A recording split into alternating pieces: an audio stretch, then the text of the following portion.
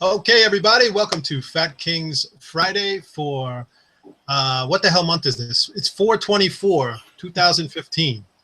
And I am VSG Warrior, and my lovely and talented co-host is... I am Jim Haney, James Haney on Facebook, and Jimbo VSG on Obesity Help, which is like an old school screen name. I don't have a YouTube channel really, but I'm Jim Haney here on YouTube. And he's basically becoming a fixture now on this show, and you and your wife are going to be on the Naked Truth this weekend, right? Yeah, on Sunday I'll be popping her YouTube cherry. She's never been on any shows or anything, so should be interesting. Now she just went through. How's she doing? You kind of broke up there, but I'm assuming you're asking about her surgery. Yeah, she had an ankle surgery this morning, and she's doing fine. Like I said, they gave her this weird like nerve block thing for her ankle and foot, and so it's freaking her out a little bit because her like foot's still numb and it's like tingling. But pain-wise, it hasn't been too bad. They gave her good drugs. Well, you know what's cool is they apparently like they can have they prescribe like liquid medication for a lot of the patients. I guess if you have bariatric surgery, they'll give you like an over-the-counter liquid pain med, which I didn't really know they had them. But on the doctor's edge, just go to your local store and pick up this liquid medication. So we've been using this shit all day. It's pretty good. It's stuff. Yeah, it works pretty good. And her dosing cup, just in case. So if you see me take off, she may need some of her liquid pain medication. So I hear you. I need some of that liquid pain med. That's great. Captain Morgan, he was a good doctor. Yeah, exactly. So everything went well, and so basically we're looking at a long recovery, though, right? Yeah, she's going to be in the boot, I think, for at least 6 weeks, and non-weight bearing for 6 weeks, I think, and then after that she can slowly start doing rehab and stuff. So we're hoping it's faster than that, but we'll see. And you just went through something similar, right? Yeah, with your foot? I'm on. Yeah, I just had my 4th foot surgery. Luckily, I recovered like. I've really honestly been walking for probably less than a month since my last surgery.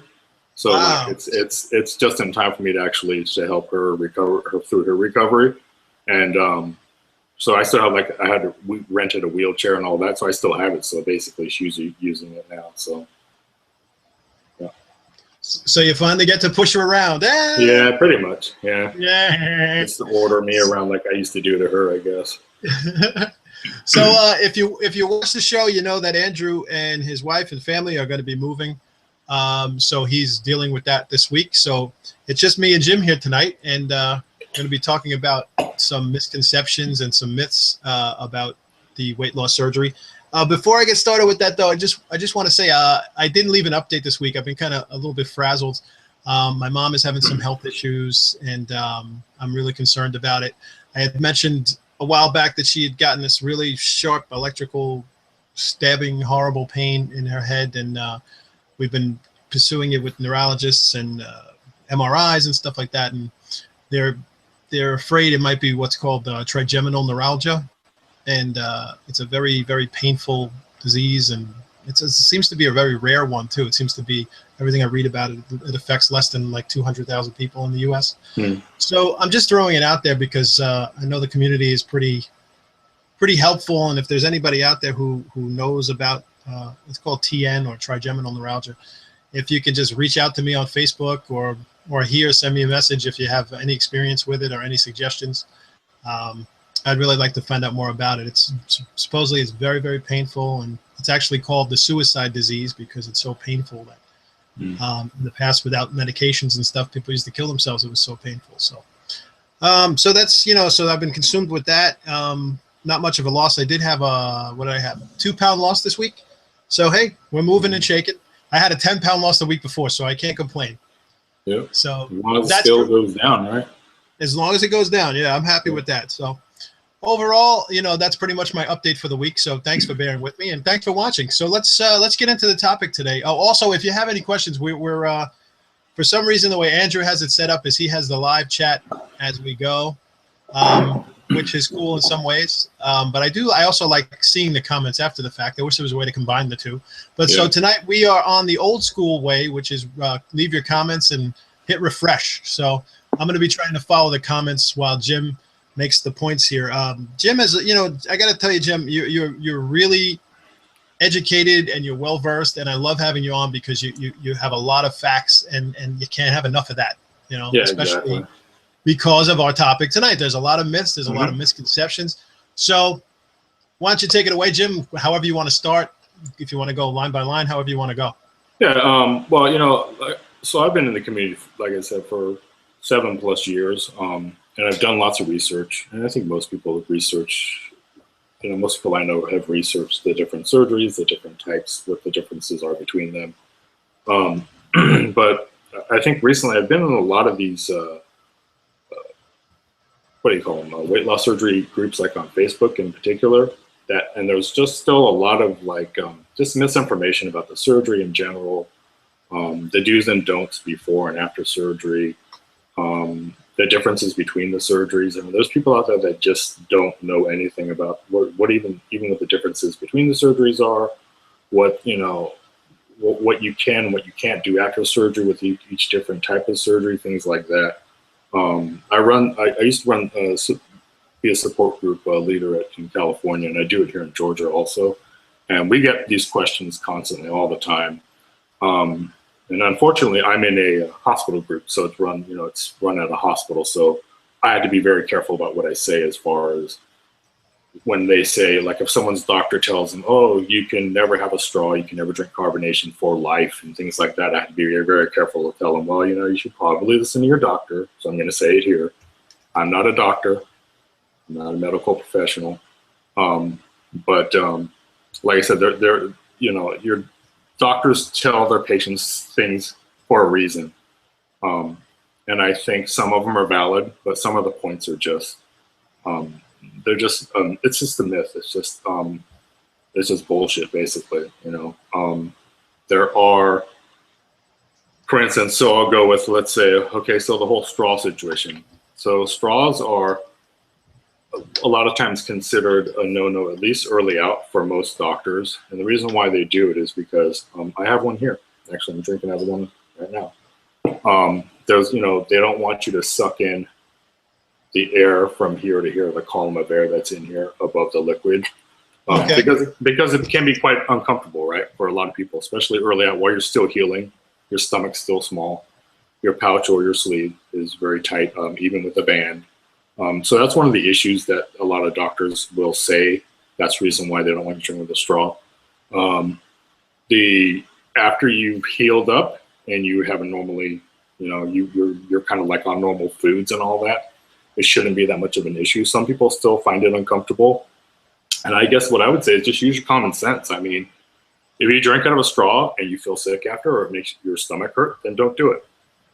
For me, my doctor, I've had a straw. I got a straw in the hospital.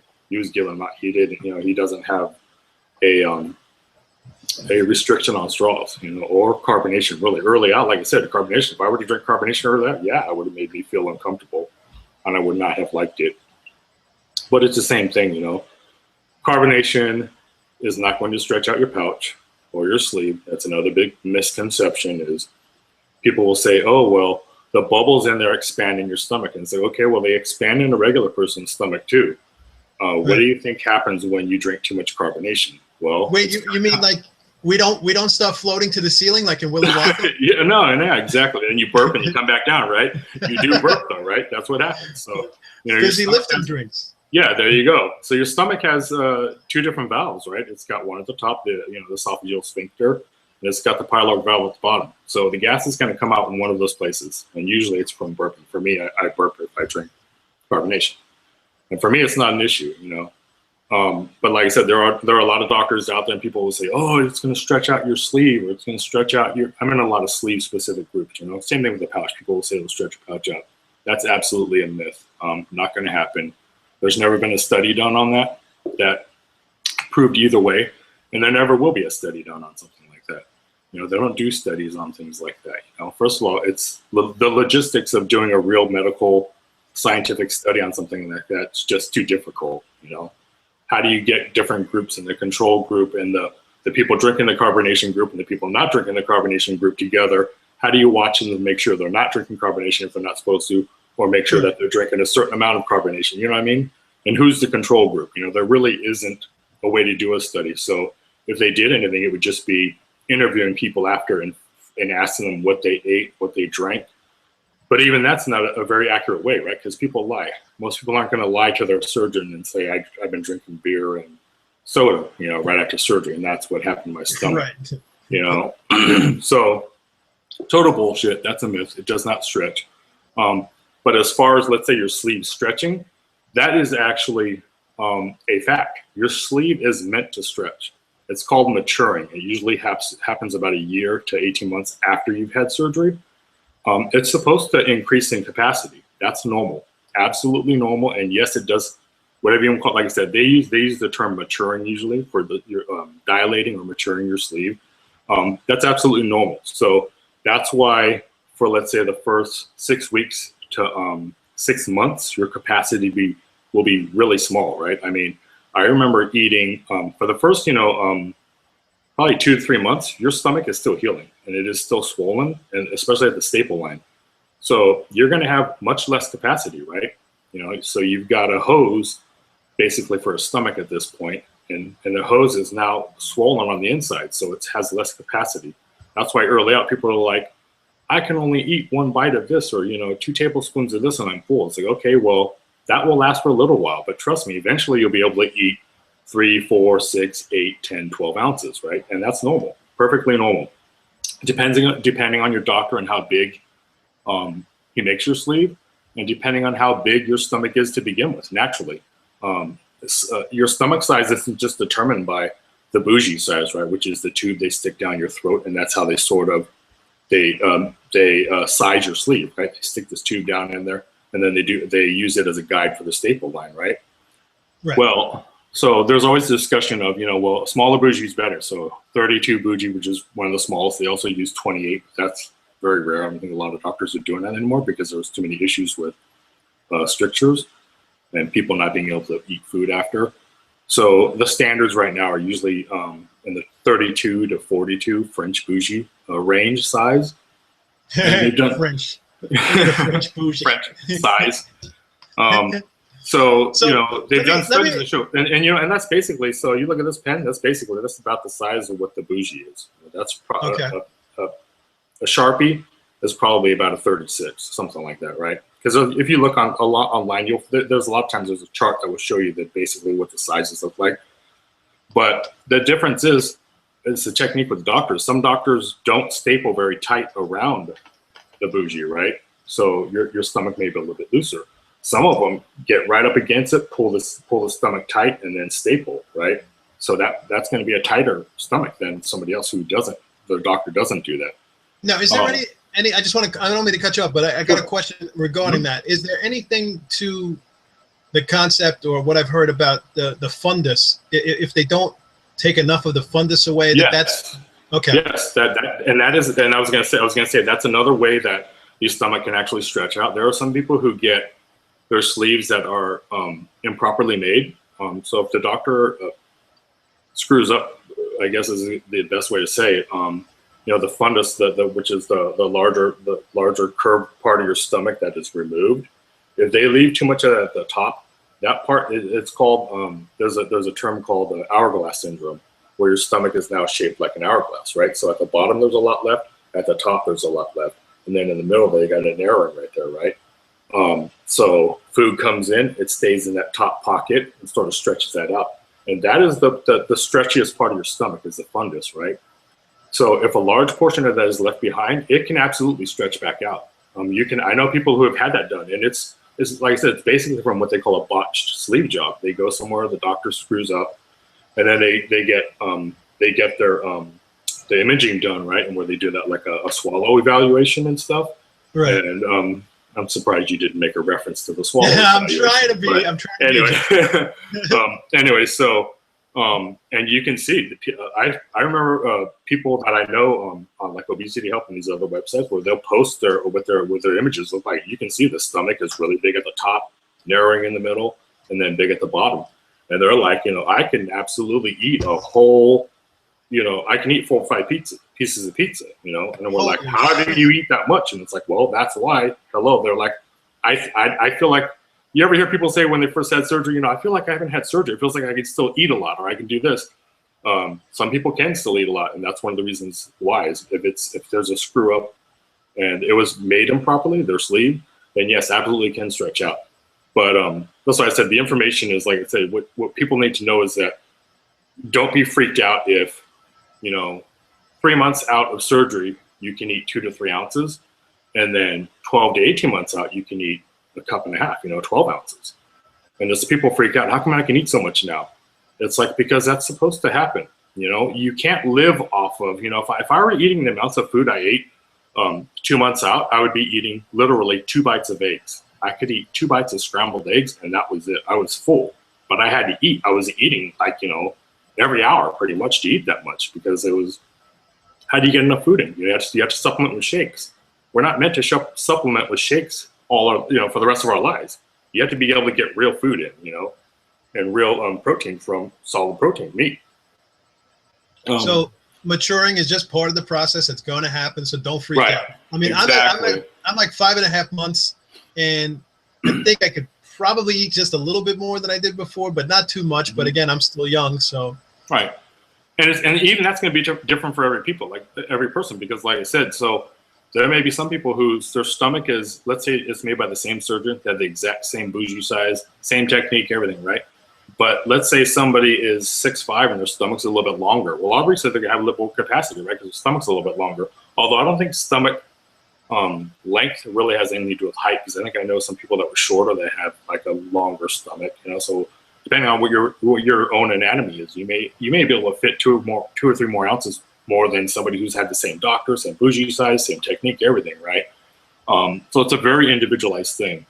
But in general, yes, you can eat, if you can eat 2 ounces of meat 3 months out, by a year out, a year and a half out, you can probably eat, 8, 10, 12 ounces.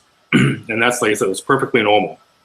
And they've also done studies that show that the difference in bougie size, like I said, within reason, right? So from 32 to, let's say, 38 or 40, 42, all of those sizes, up to like, I think they did a study up to like a 46.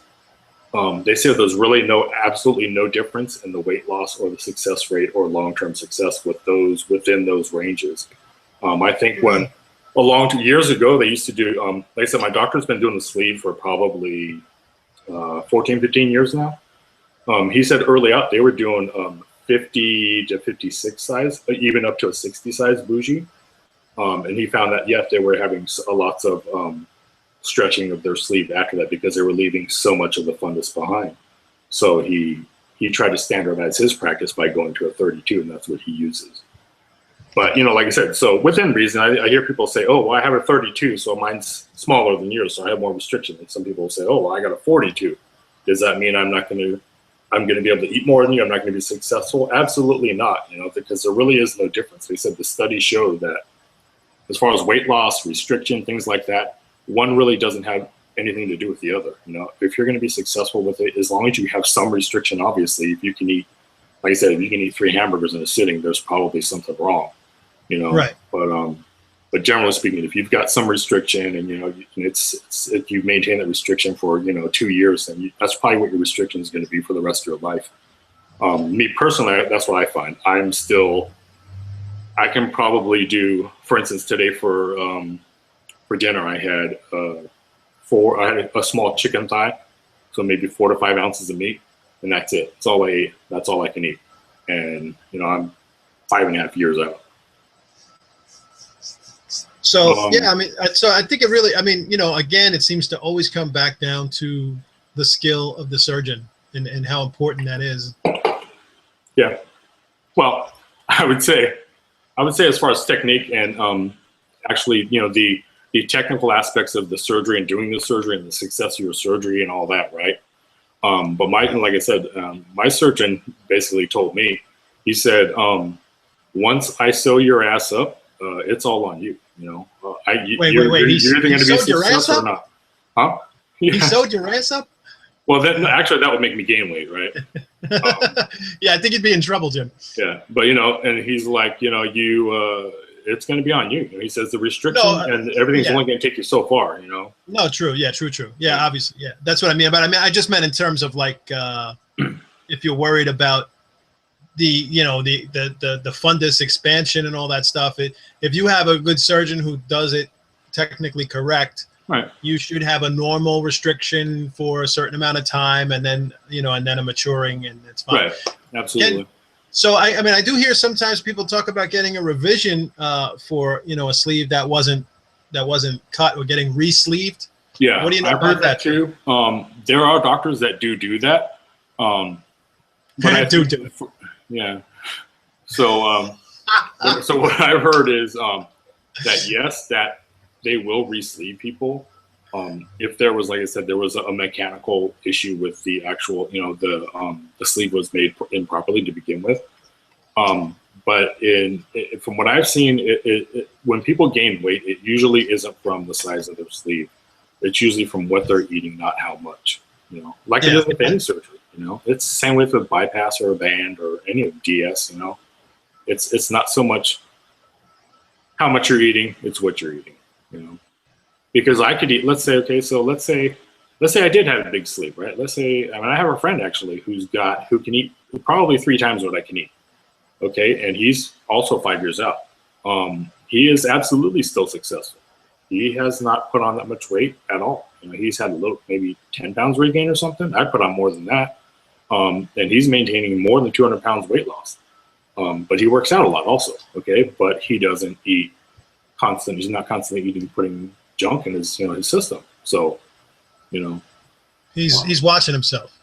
Right. I mean, if you got one person that can eat 4 ounces of chicken and you got another person who can eat 12 ounces of chicken, well, is the person who can eat 4 ounces of chicken, is the person who can eat 12 ounces of chicken going to be less successful than the person who can only eat 4 ounces of chicken? Not if the person who's eating 4 ounces of chicken is following that with, 3 slices of cheesecake all day long, or, 2 bags of chips every day, So in my opinion, it doesn't have a ton to do with that.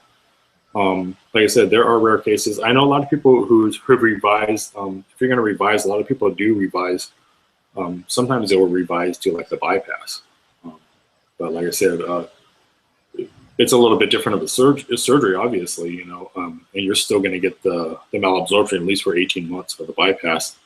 But if you don't change how you're living and what you're eating, there's plenty of people who have had more than one bariatric surgery that are still not successful. Yeah. So I mean, it really, of course, you need both. You need a good surgeon, and you got to follow the rules and do the right thing. Yep.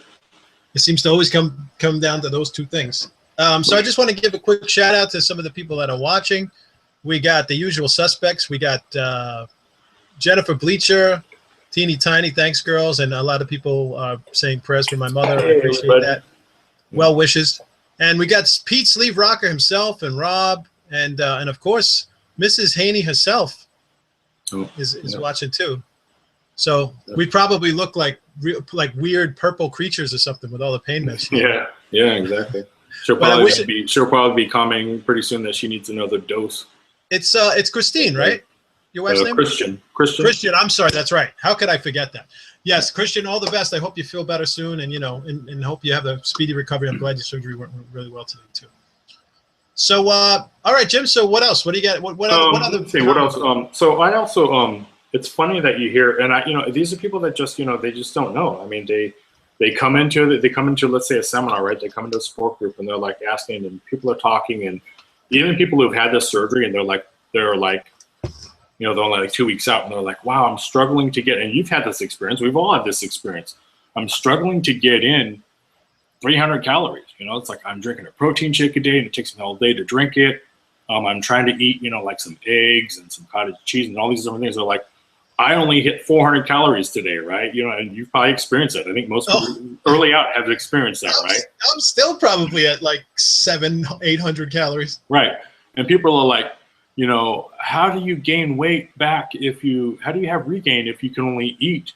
I just don't see how it's possible. How do these people, I see people at, group, and I see people online, they've gained their weight back, or on TV, like on watching My 600-Pound Life. How do those people not lose weight? And it's like, because it's not it's not how much they're eating, it's what they're eating, you know? So people gain weight from making poor choices in what they're eating. And drinking too. Exactly. You drink your calories. Exactly. Yeah, right. And you know, it's pretty easy to start eventually when you are a year or 2 or 3 out. So you can kind of like, you have less food intolerances. You can kind of eat almost anything you want, you know, and your capacity increases, so you can eat more. They've done studies that show that with sleep stomach in particular, gastric emptying, you know, happens is more rapid after the first year or 2. So your stomach empties quicker. So people may notice, you know, I'm getting hungrier faster sometimes, like after the first 2 years. It's because for whatever reason, I mean, I don't know the medical reason or the scientific, I don't know if the doctors even know, but basically, you know, your stomach empties faster because my guess is because it's so small, your body sort of gets used to this tiny stomach, right? Your stomach's meant to sort of hold food. It mixes with digestive juices and gastric juices and acid, right? It sort of churns it up, starts to pre-digest the food, and then moves it, and then it opens up the pyloric valve and moves it into your intestines, right? So you can further digest it and absorb all the nutrients from it, right? Right. Well, when your stomach's so tiny, it's like, okay, there's only a small amount of food in my stomach now. Let's get this stuff churned up, and boom, let's send it on its way because we need more nutrition. We need more, you know, more food to come through. You know, more food's coming. You know, I need to get this. I need to get it out of here as quick as possible. I mean, that's kind of my take on the whole thing, is why it would happen. I mean, it kind of logically makes sense to me, right? Your body has adjusted to these tiny amounts of foods that you're feeding it, and it wants to digest it faster. So anyways, what was I talking about? Ooh, I got lost here for a sec. But anyway, so your body is going to adjust to certain things. That being one of them. You know, like I said, also the food intolerances. So, you know, let's say for dumping syndrome, for instance, right? I see a lot of people saying, you know, I want the gastric bypass because I want the dumping syndrome, because I enjoy sweets, and that's how I got fat. So I want to get the gastric bypass so I will have dumping. And I tell people all the time, I said, you know, in group, I'll say, why don't you ask this person here what their opinion of that is? And it's somebody who's had the bypass. There's usually 2 or 3 in the group that have had the bypass and don't dump. They absolutely do not dump at all. And again, the information on that is it's a 25 to about 45% of gastric bypass people have what's called significant long-term dumping. And so to me, to get a surgery with the hopes that you'll be in that small percentage and not the, you know, not the 75 or the 60% that don't dump, is kind of not a smart way to go about choosing the surgery. You know, if you're going to choose a surgery, don't choose it on the hopes that you're going to get dumping, and the negative consequences of dumping are going to keep you, you know, on the straight and narrow, because you may not get dumping, and then what? You know, then you're just on your own, basically, right? So that's, you know. Yeah, I knew that. I'm sorry, Jim, but I find that statistic to be. I find that that's an amazing statistic, really, because, you know, the assumption is that the majority of people on bypass will dump. It's the opposite. It's like I said, I've seen studies that were as low as 25%, and they, you know, it's because it's a very defined term, you know, dumping. It's like dumping syndrome. You know, there's they have what's called, you know, it's early dumping and late dumping. There's symptoms involved with each one. You know, it's everything from nausea to sweating to shakiness to feeling weak and dizzy to feeling sleepy to diarrhea to vomiting to stomach pain. All these different things, right? And one of them, like the late dumping, is more of kind of a reactive hypoglycemia reaction, right? So where your blood sugar, you ate something that was probably too high in carbohydrates, and they call it dumping. One of the reasons why they call it dumping is because it dumps directly from your pouch into your intestines. And when too much fat or sugar, carbs, simple sugars especially, hit your intestines, well, then your body can't process that, and it's like, oh, you know, and you may have some of these symptoms. You may, and but that doesn't necessarily mean you have dumping syndrome. You know, it's kind of like there's clearly defined, and there's several things you have to sort of meet that criteria. I think a lot of people early out have food intolerances. I think with any surgery, not talking about just bypass, I think early out we have food intolerance. We have people who have had their gallbladders removed. So you have the inability to digest fat. You have people who are eating pretty healthy, I guess, for the first 6 months, let's say, right? So if you're eating pretty healthy and all of a sudden you eat, let's say you eat a donut, you know, I don't recommend you eat a donut about 3 or 4, 5, 6 months out, right? But you've been living on, you know, protein shakes and eggs and things that are pretty healthy, right? And vegetables, right? Then all of a sudden you just like, oh, I'm gonna splurge it and eat a donut. Well, now it's a shock to your system, right? And I think that's a lot of people, they get the experience of, well, I don't feel good. I feel nauseated and I feel dizzy. I had diarrhea. A lot of people equate diarrhea with dumping. That can be one of the symptoms of dumping, but having diarrhea after you eat something does not mean you have dumping, you know? And a lot of people, I think, misconstrue that with dumping. And so the whole dumping thing is, and there are people who had the sleeve who also dump, or have, you know, that type of reaction. There are people with a normal functioning stomach who dump. You know, you can have a reactive hypoglycemic reaction. You can have low blood sugar. So if you, let's say you didn't eat something all day, and a lot of us, how many of us don't eat large meals, and all of a sudden, let's say at the end of the day, we go, oh, we haven't eaten it, and you try to catch up with something, right? So you start eating something, and maybe it has too many carbs in it or too much fat or whatever, and then all of a sudden you start feeling weird. Well, that's probably, it could be, like I said, because you're just having a normal hypoglycemic reaction from maybe too many carbohydrates because you haven't eaten anything all day. Well, that happens to regular people too, you know, so not just weight loss surgery people. But like I said, the main thing I see with people is that they make the mistake of thinking that having dumping or dumping syndrome is going to keep them on the straight and narrow, and that's absolutely not true. I have friends. I know many. We have many bypass friends in real life. I also, you know, am in a lot of the bypass groups, and like I said, my support groups when I first started going to them were 70% bypass people, 10% sleeve, and maybe, you know, the other 20% was maybe lap band. And you look at the people, and they have regained, they have not lost weight, and some of them dump horribly. They do have actual dumping, you know, the real dumping syndrome, where they have all those. They'll eat something, and they'll pass out. They said, I had to go lie down for 2 hours after I have, you know, a cookie. Has it helped with their success though, right? I mean, what do they look like? A lot of them have regained weight. A lot of them dump horribly on fat and sugar, but have not lost. They are not where they want to be with their weight loss. They've either regained significantly or never lost. So the dumping could just be sort of like a speed bump, but if you're determined to, you know, keep eating shit, yeah. So yeah, you don't want to rely. You know, negative consequences don't always stop people, you know. So if that were true, so negative consequences stop people from their poor behavior or poor choices in life or with food or whatever, right? People who are alcoholics or drink, and when you're done drinking and you feel like shit and you vomited and you have a horrible headache and you feel you're all banged up and bruised up because you probably fell and injured yourself the night before, and you wake up and you just feel like shit and you feel horrible, and you tell yourselves how many times, I mean, I've done it before. I mean, have you told yourself, absolutely not, I'm never going to drink again. I swear to God, just get me through this and I will never drink again, right? And then, you know, next weekend you're doing it again. And that's even more true with, let's say, an alcoholic, right? So an alcoholic, there are negative consequences, and same thing with drug addicts, do not stop them from their choices in life and with drinking or with drugs, you know? So it's the same thing, you know. Like I said, there's been studies done on that also. That there was a study out there, and you can look up some of these studies. I used PubMed is one of the good sites I go to. They're actual like studies that doctors do and scientists. There's also the ASMBS, which is the Association for Metabolic and Bariatric Surgeons. Yeah. Right. It's and you look on their site. There's lots of information on there. But there was actually a study done on people who dump versus non-dumpers. And I think it was a 2-year study. At the end of the study, it wasn't a big, huge study. It was like maybe 100 people.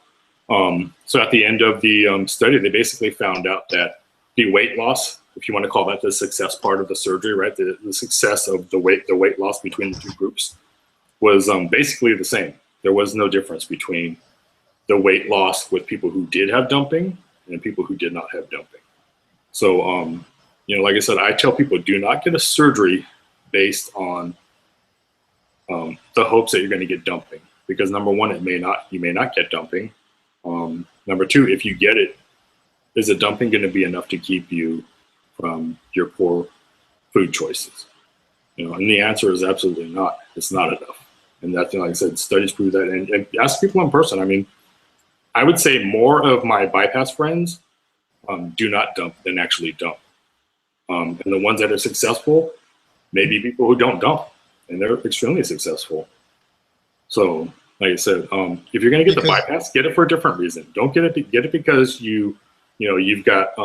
So the reasons to get the bypass are, it has a bit higher resolution to diabetes, right? That's one reason. It has it cures acid reflux in a lot of people. That's probably another reason, right? So if you have issues, and the sleeve actually they find can be a contraindication to acid reflux. A lot of people's acid reflux actually gets worse after the sleeve. So if you have really bad reflux, you may consider a different surgery than the sleeve because it may make it worse. In my case, it actually got better, but I know a lot of people who have a sleeve who complain about their reflux and things like that. But like I said, I think people need to research and look at and go, why am I getting the surgery? You don't get the surgery because you think it's going to stop you from doing these negative behaviors, because in reality, it's not going to stop you. It's going to be a tool to help you. But if you still want to eat donuts and chips, whether you're going to get dumping or not, you're probably going to still continue to eat donuts and chips if you get the surgery thinking that the consequences of dumping is going to stop you. And that's just, like I said, that's just the reality of it. Well, based on that statistic, I mean, it seems like you got, what is it, about a 60% chance not to dump? Basically, yeah. Yeah. Mm-hmm. So right. That's. I mean, like I said, I have lots of friends with bypass, extremely successful, and a lot of them don't dump. Like I said, more of my friends that have the bypass don't dump. Let me just take. But they've made the lifestyle changes they needed to be successful. Yeah, I mean, it comes down to what's the word? Vigilance. This is how I won my 50 Shades T-shirt from Phil's PSA. Yes, being vigilant. How many times did you say that before? I don't know if you ever got it right. I think they tried to change the word, right? So you didn't have to say it. That was great. Oh, and by the way, did you actually catch last night's 50 Shades? Yeah, I think I watched most of it. Yeah. Oh my God, I felt so bad for Kirk, that whole episode he had at the airport. Oh, yeah. That was terrible. Yeah. I'm glad he's okay. Yeah. I was going to check to see if we have any comments or questions. I don't think so, because most people just like to hear us ramble on. They don't really care. Exactly. But just want to give a shout out. We got Hopeful T here. Thank you. Who else? Who else is here? Jennifer Ricketts. Anybody else? Oh, and Lynette. Lynette, how are you, darling?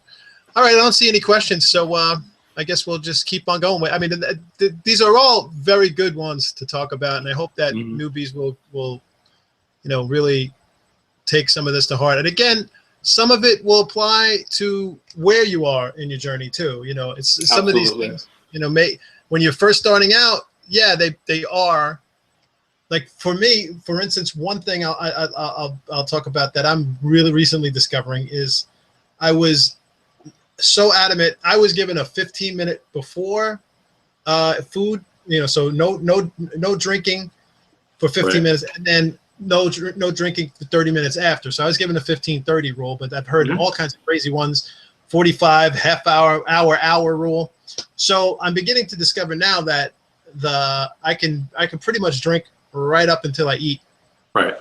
And so I've kind of relaxed it a little bit, and I don't think there would be any ramifications from that. Yeah, I know a lot of people, like, especially on these like I said, on Facebook. Facebook is has just a lot of shitty information, honestly. You get people that are they don't do any research, so they're just repeating what their doctor has probably told them. And if your doctor tells you things like that, then follow it if you think that's what you need to do, but I think, a lot of doctors tell people this information, like, for instance, let's use carbonation straws, alcohol, things like that, like the lifetime bans. And there are doctors out there. There are plenty of doctors out there who give lifetime bans on alcohol, straws, and carbonation, right? And caffeine. Yeah, exactly. Okay. And there are reasons. There are some valid points to some of them, But in general, a lot of them, I think, honestly, is they look at their patients as like, okay, I have these little kids that are my patients. Exactly. If I don't tell them to follow these rules, they're going to go back to doing shit they're not supposed to do, right? So think about what type of drinks you drink with a straw. It's usually some sort of alcoholic beverage.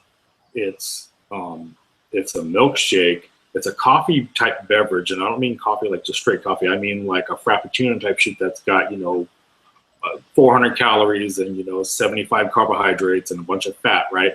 Or it's a milkshake, or it's something that's a cocktail, that's like really high in calorie and carbs. And they don't cocaine. drink in it. Yeah, well, there you go. Cocaine. But that I think that would actually help with the weight loss. So that's true. Right. As long as you're snorting whatever it is, it's probably okay to do, right? I should ask my surgeon. I should clarify. It bypasses that digestive system, just gets into your nasal cavities, right? But so to me, it's ridiculous. I think it's almost like they treat you like little kids. And I tell people all the time, I said, my doctor was the type of doctor that's like straight up front with people. He treats me like an adult. He tells me, I don't want you drinking soda because it's not good for you. It's full of empty calories. It's high carb and it's full of calories. I don't want you drinking alcohol, at least for the first, whatever his timeline, I think it was like a year, because it's the same thing, empty calories, plus a lot of times you make poor decisions with food choices when you're drinking alcohol, right? There's a lot of bar food around when you're at a bar, right? Which usually is deep fried. And like I said, what was the other one? Straws, alcohol, like caffeine. Caffeine is a valid point, I think, with some doctors as far as it can irritate your stomach, especially early out. They don't want you having caffeine early out, and that is a valid point because for the first whatever the healing time is for you, 6 weeks to 8 weeks, because caffeine can irritate your stomach, and also it causes you to impede your healing. So it's like smoking, right? Like nicotine's a stimulant, and those things are they're vasoconstrictors, right? So it increases your blood pressure and it decreases the blood flow to those areas. So you do not want to have nicotine or caffeine or some sort of stimulant in there because that's one of the reasons they don't want it. But the whole for instance, like caffeine for dehydration, if you read some of the studies done there, and you'll have people on both sides of the story that says, well, yeah, it's absolutely dehydrating. And the fact is, yes, it's dehydrating. But again, you have to read between the lines and the fine print. And the fine print is for the caffeine to actually dehydrate you enough to have like a negative return, a negative impact on your hydration level, you have to drink. Yep.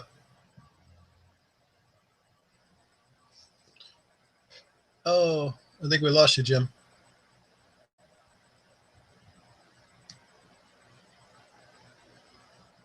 I don't know what's going on. I'm hoping we didn't lose you.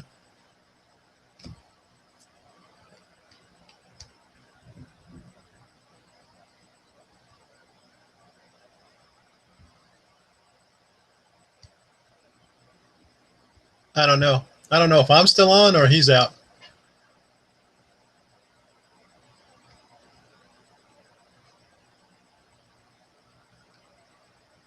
I think we lost you, yeah. Okay, well, ladies and gentlemen, this is live TV, people. This is what happens. Okay, somebody let me know if we're still broadcasting. Is there anybody out there? What's going on, people? 555-1-800-555 Kings. Caller, are you there? Let's go to Bob in Sheboygan. Bob, what's on your mind? Somebody drop me a line. I'm hoping Jim can get back in here.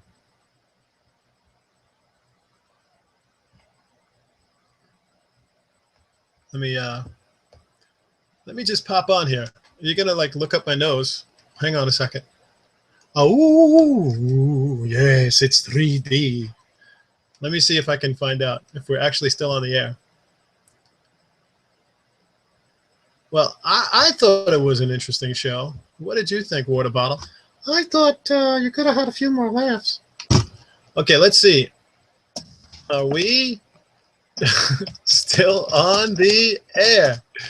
Is anybody out there? Could you let me know? 555-1-800-FAT-KINGS. All right, I think Jim just fell out, so hopefully he will be back.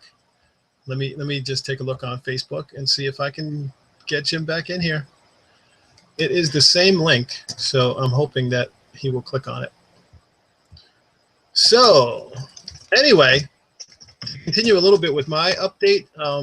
Those of you who were at WLSFA might have seen me clutching my side a lot. We talked a little bit about it. So I'm going to be going tomorrow morning for my, oh, is that Jim? Is he back?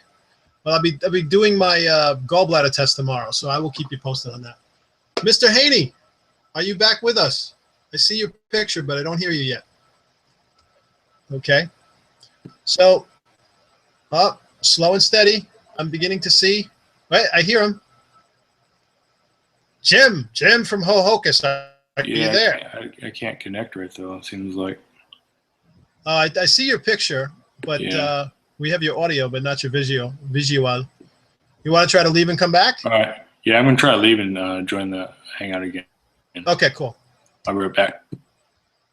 So yeah, so I will definitely be getting that checked out. The pain has sort of subsided a little bit, but it's still there and it's freaking me the hell out. So I want to thank everybody who was at WLSFA and everybody. There was a lot of people who had gallbladder surgery, so it was really cool to have that kind of information at hand. So Lynette, Mama Mia, lots of people. Okay, great. Here we go, Jim. All right, great. So you're back with us. I guess you just dropped out. Yeah, I don't know what happened. There's a bunch of weight loss surgery fucking people out there don't want me spreading this information. Maybe that's what it is. A bunch of doctors like cut my signal. Yep. It's the WLS Illuminati. There you go. Mm-hmm. They're trying to stop you. So I'm sorry. So we're talking about caffeine, I think, or something, be dehydration here. But anyways, I was just saying, basically, to have the negative dehydrating effect, caffeine, you have to really consume a lot of it. I mean, because I'm a coffee drinker, have been since 6 weeks out, and I see it posted all the time. You can't have coffee because of dehydration. Basically, I think if you're drinking, coffee is basically 98% water or whatever it is. So if you're drinking coffee plus a little extra water, it shouldn't be an issue. I mean, I haven't really noticed any issues with me. I mean, especially people who are regular coffee drinkers kind of get used to the diuretic effect of the caffeine. Like I said, you would have to drink like, a couple of gallons of coffee a day to really have some sort of negative return on the dehydration level of your system. But like I said, caffeine, like I said, does have some issues, especially early out with the irritating your stomach, impeding healing. Like I said, caffeine. One of the reasons why it does irritate your stomach is caffeine can sort of relax your the esophageal sphincter a little. Yeah. Mm-hmm. Yeah, I know you're well versed on relaxed sphincters or tight sphincters, I guess, in that case. Is it amyl nitrate? I don't know. But anyway, so with that, obviously if your esophageal sphincter is relaxed, then you get like acid reflux and issues like that. So a lot of doctors, I guess that point's legitimate. And I know a lot of people with a bypass their doctors do not want them drinking the whole caffeine thing because of the possibility of ulcers. They're worried about it exacerbating that the whole acid content. Yes, right. I mean, I think that's pretty much a myth as well. I remember one of TJ's videos where he talked about that, and the difference between decaf and regular caffeinated is so fucking minuscule. Yeah, I mean, a lot of places you're getting decaf, it's not decaffeinated anyway. It still has caffeine in it. So yeah, but yeah, I mean, and then let's stay on the whole oral thing. Well, there's the whole NSAID issue too, right? And that's the bypass, and I think a lot of doctors just sort of throw out the information that's been around for years, and they don't want to have to retype up their whole patient information. So they go, here, I'm dead serious. I know people that they come out and like they've got a sleeve, and it's like all this information is like very bypass specific, And to the bypass people, I would say, don't you follow what your doctor tells you, but there are certain things that, let's say, the different surgeries don't necessarily have to follow these, the whole NSAID thing. So you've got doctors out there will tell you no NSAIDs for bypass specific people, and I agree with that. And it's because they have a different anatomy than we do. But as far as sleevers go, there's some doctors that still say, oh, absolutely, you can't have NSAIDs because your stomach's so small and because NSAIDs can lead to bleeding. They sit in there and they're very kind of irritating to your stomach and they can lead to bleeding. In my experience, like I said, and a lot of doctors will say you can take them on occasion. I think if you're taking them several times a week, you probably should be very careful because so should a regular person. You shouldn't be taking NSAIDs 2 or 3 days a week. There are people who absolutely need to take them because of they got arthritis or something like that, right? But like I said, as far as your risk for getting an ulcer due to NSAIDs, as far as a sleever goes, it is pretty low. There is some risk. It's probably not much higher than your risk before surgery because your stomach basically functions the same way. It probably empties out faster, so it's emptying those pills faster out of your stomach than your pre-surgery stomach did. But like I said, with bypass people, they do have to be careful because they can get some issues with NSAIDs because they have a blind stomach for one thing, so they shouldn't be having anything that's systemic, like an NSAID can actually still, even though it's not directly in contact with that blind stomach, that's left inside their body still, it still gets in your system, right? So if they do have, let's say they have an ulcer forming in the blind stomach, well, it can still exacerbate that, and they can still precipitate ulcers in that area and also around their anastomosis, which is the connection between their stomach pouch and their intestines. So with bypass, I would say yes, you do have to be. I would not use NSAIDs if I had a bypass. You have to be very careful doing that. So when the doctor tells you have to use NSAIDs and you have a bypass, yeah, you should probably follow that rule. Because I remember when I was first out and I was first researching everything, and I remember when I first got the surgery, I was like, oh, should I get one of those bracelets that say, no NSAIDs and no blind NG? And I was like, asking everybody. And the more I found out, for a sleever, it's really probably fine with the blind NG and, and as far as NSAIDs go. Now, if you're a sleever and you're taking PPIs, you have even less to worry about the occasional NSAID, right? Is that right? Well, the PPI is basically to help to lower the production of stomach acid, right? So a couple of things actually go along with the whole PPI thing is you have to be careful with PPIs because you have such a lower acidity in your stomach. There's less gastric juices. There's also that goes along with the malabsorption issues, right? So a lot of sleevers, when they have malabsorption issues, it's iron and B12 are two of the biggies that sleevers have malabsorption issues, just like with bypass people, right? But I hear some misinformation about the sleeve is if you get the sleeve, you won't have malabsorption issues. That's absolutely not true either. You can still have malabsorption issues and vitamin deficiency issues with the sleeve. It may not be as prevalent as one of the ones where, by the nature of the design of the surgery itself, like the DS or the bypass R and Y, it's designed so you don't absorb calories and your nutrients, your vitamins. So of course you're going to have malabsorption of vitamins, right? Well, the sleeve of the problem is because we have such a less stomach acid.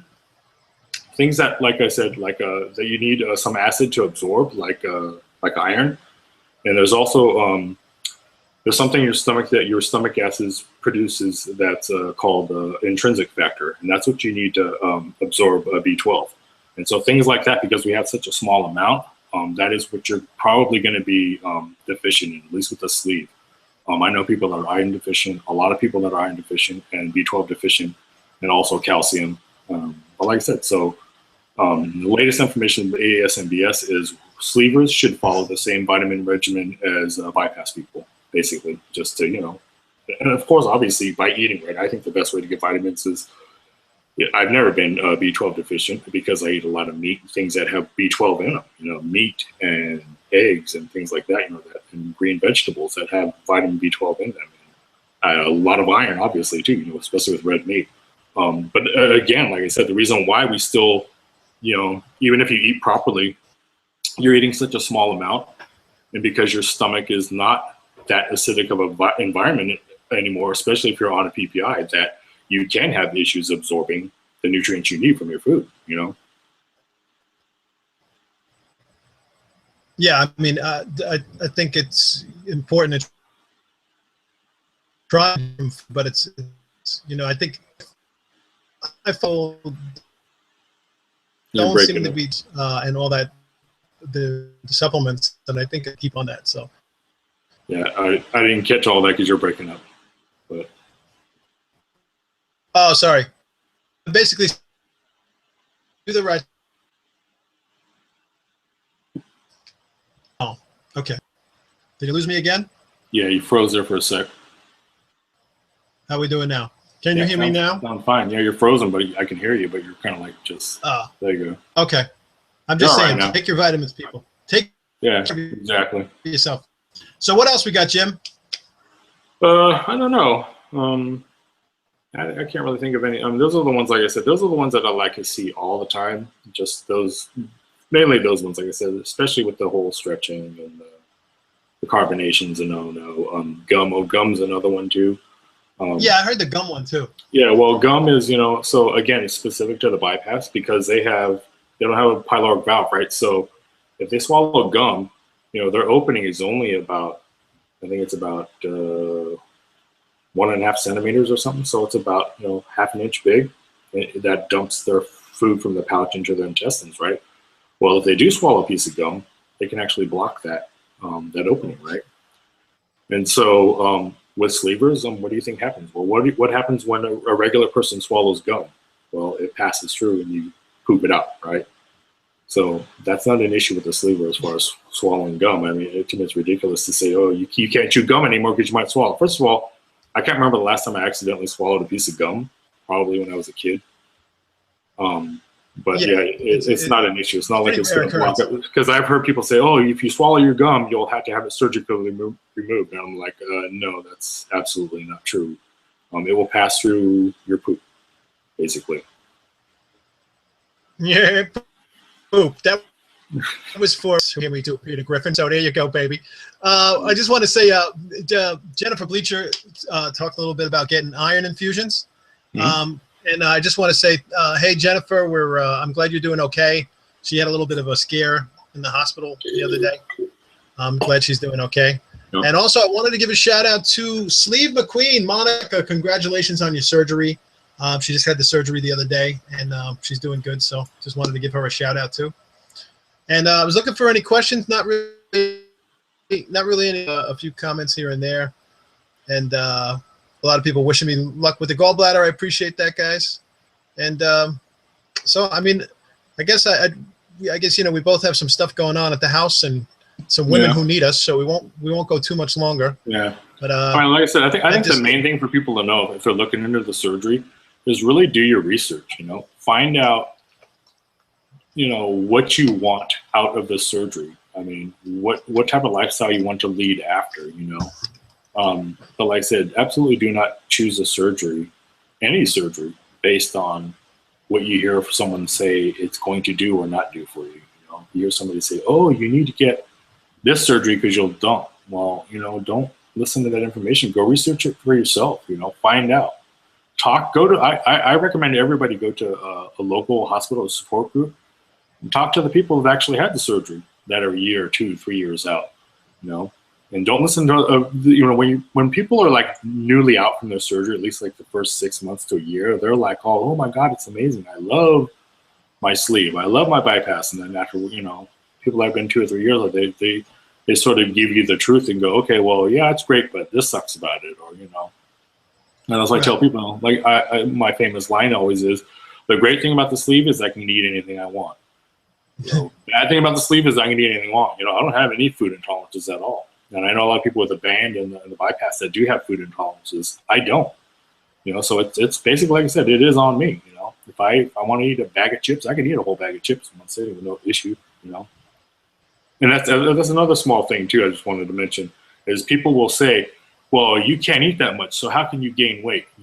And there was a person in group this last week. We had a group, and she said, "I really don't see how it's impossible. It's physically impossible. I mean, she just had the surgery. There was another person who was looking into the surgery, and they're both like all fascinated with the fact that, oh, you can only eat. I'm only eating 1 egg, and I'm eating it all day long." And I said, okay. I said, but that's going to increase at some point.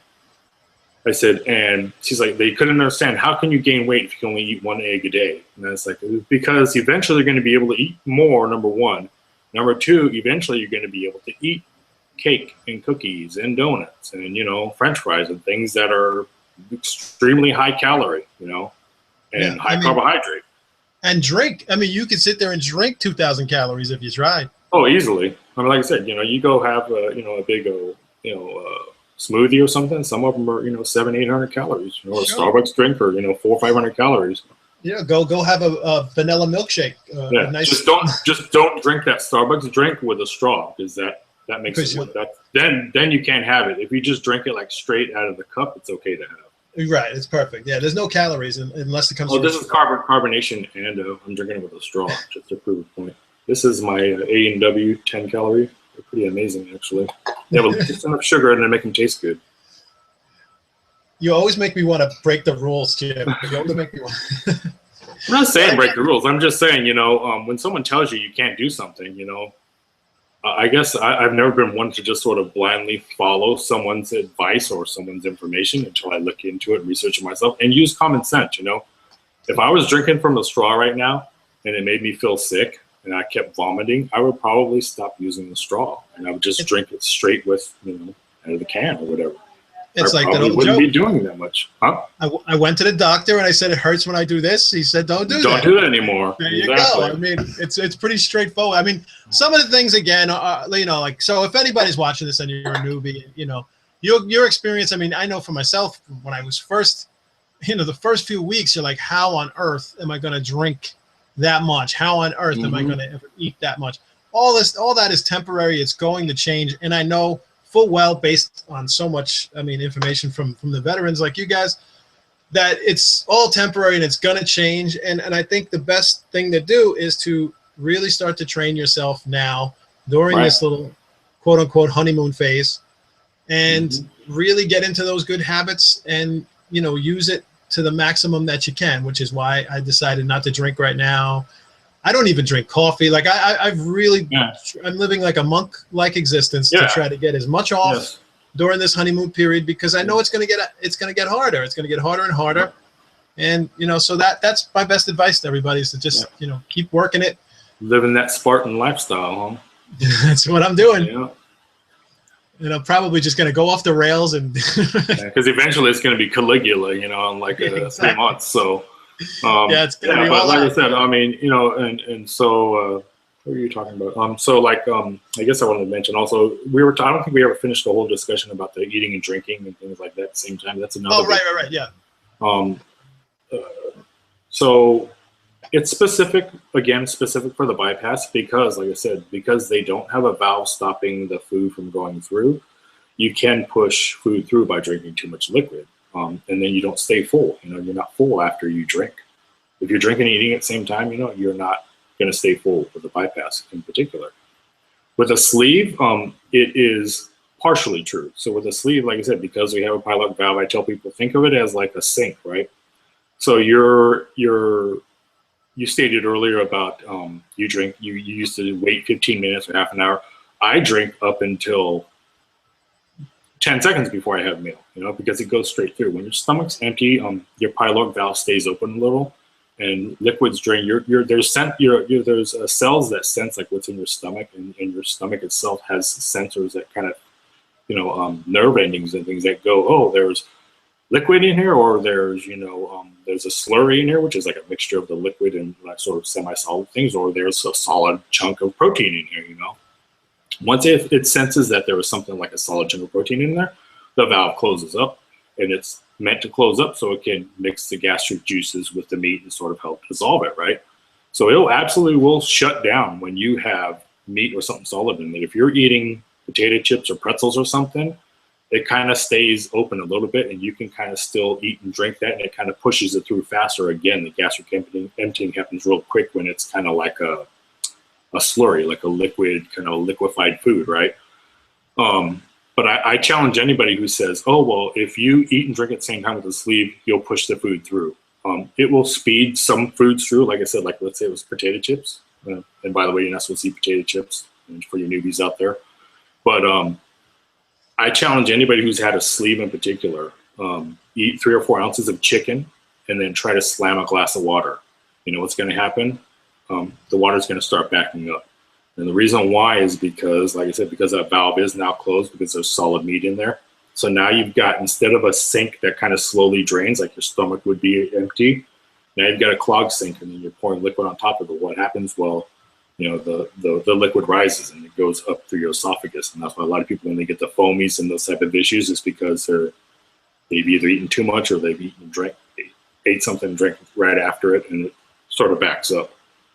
So do you think, I'm sorry, do you think that possibly the rule, the before eating, you know, rule that they have in place is really meant for like the beginning phase when you can't drink too much? You know, I mean, that is true, because you're swollen also, because there's so much swelling.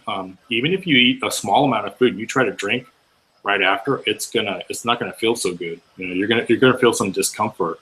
So that rule, like I said, most of the time it's bypass specific for people. And there's a very popular famous video that people will post, and it's this guy. He puts a funnel down, he pours liquid in it, it kind of runs through, pours more liquid. He says it has applesauce in a funnel, and he's pouring liquid, and he says, this is what happens to your stomach. And it's like, that's only true because the bypass people have a opening that's constantly open. A sleever will, if you eat solid meat and then you try to drink right after, it's the opposite. You will get sick because your stomach's now clogged. You know, your sink is now clogged. Your funnel is clogged. Is what his example was, a funnel, right? Shove some meat down into that funnel, the opening in the funnel, and then pour liquid over. What's going to happen? You pour enough liquid, it's come out the top, because it can't drain fast enough. But like I said, but for bypass people, yes, they can shove things through, and then what happens is they're hungry again faster because now the stomach's empty. Or it can actually cause dumping with some bypass people, because it will. All of a sudden, they got the rush of liquid with, you know, some carbohydrates and fat, and it's a little bit too much for the intestines to handle. So then it can actually cause them to have some dumpings and symptoms after that. You're a wealth of information, brother. Always a pleasure to have you on, really. And speaking of having you on, I just want to plug again. And your wife, Christian, are going to be on The Naked Truth this weekend on Sunday. Mm-hmm. So as always, we love to plug those girls. So everybody tune in Sunday, Naked Truth, and I think they go on at 9, right? 9 Eastern. I don't know. I'm sorry, it's Game of Thrones. Yes, they do. I think so. I can't stop watching Game of Thrones. It's usually Walking Dead for us, so yes, I believe it's at 9. Yeah, it was Walking Dead, but now that's off, it's Game of Thrones. Yeah. So it's one or the other. So that's why I love you girls, but I always watch it at night. But every so often I do catch it live. I do love that show, though. I do love the ladies. I usually watch the when they post it later on. I usually watch it after it's already been recorded.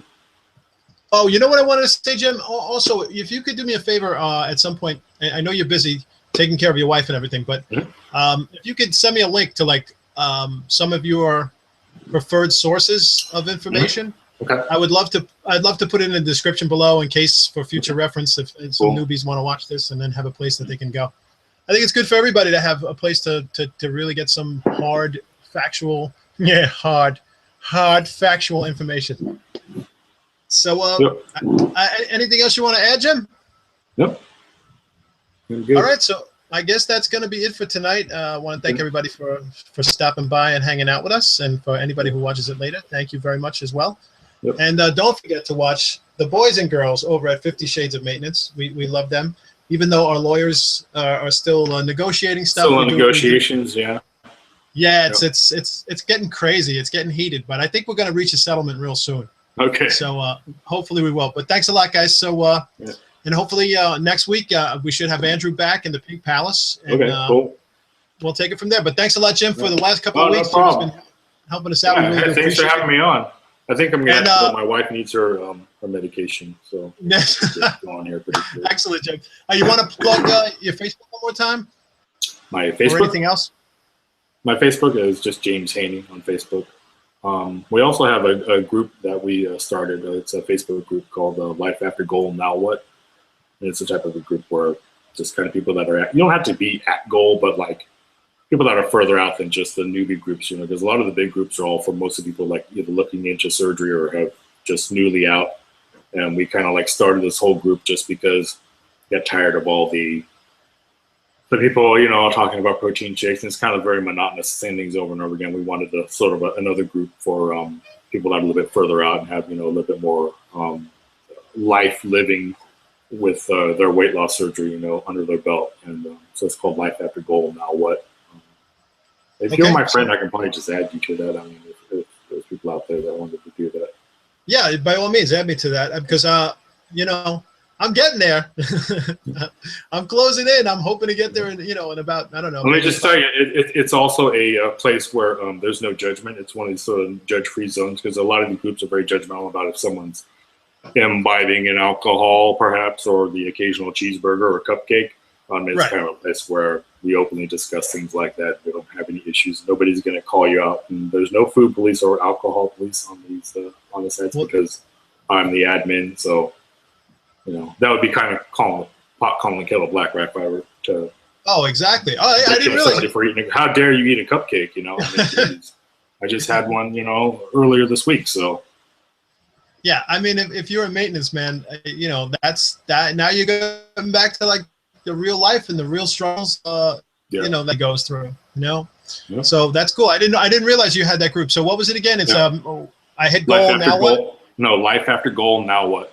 Life After Goal. Now what? I'll put that in the description as well. So if we have a lot of people in maintenance and you know, all our 50 Shades people, so you can head over to that too. So all right, guys, thanks again for watching, and thanks again, Jim. You know, for hanging in there and co-hosting with me the last couple of weeks. I appreciate it. All right, so thanks for having me. All right, so take care, guys, and until then, hail to the kings, baby. Have a good night, guys.